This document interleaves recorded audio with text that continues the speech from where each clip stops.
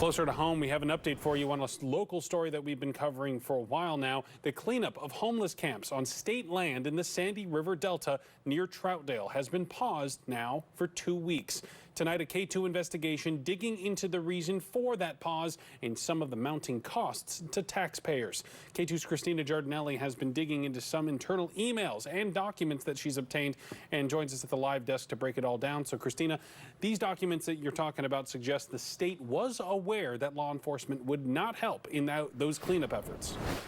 Yeah, Barry, that's right. Emails between the city of Troutdale and the Department of State Lands suggest the agency could not get Multnomah County Sheriff or the Oregon State Police involved. The agency moved forward anyway, resulting in clashes between private contractors and people in the camps.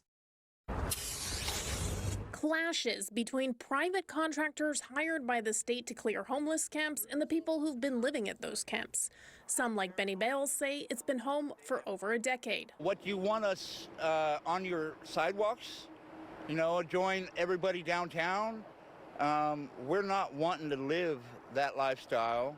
We like to be off in the bush. The bush he's talking about, 50 acres of state forest with dozens of well-established homeless camps. The state's been working on a plan to clear them out for 6 months.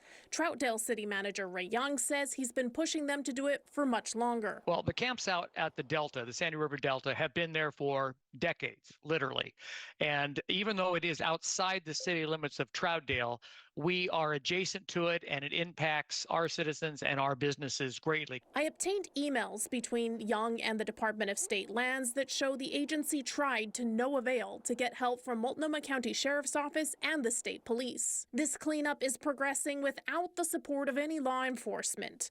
The Sheriff's Office booted it over to Oregon State Police, who acknowledge the state land is indeed under their jurisdiction, but still refuse to support the action, one of the emails reads. Another email suggests the clashes between private contractors and people at the camps prompted Oregon Governor Tina Kotek to call for a pause on camp cleanup.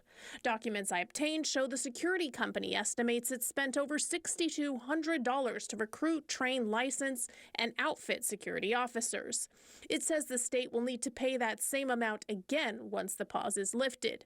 Young believes the pause is the result of a lack of leadership. When the governor's office called a halt to it recently because of the problems, that was very frustrating, because I would hope that the governor's office would say, okay, we're going to appoint somebody with some authority down here at the state of Oregon who controls those lands to kind of coalesce all of the involved parties that I've talked about. Now, the state would also be on the hook for 3 days worth of work the contractors already put in. Those invoices have not been submitted yet. The Department of State Lands did not have anyone available for an interview today. The governor's office is working on a statement. You can also find statements from the Oregon State Police and Multnomah County Sheriff's Office at KATU.com. At the live desk, Christina Giardinelli, KATU News. Good information, Christina. Thank you.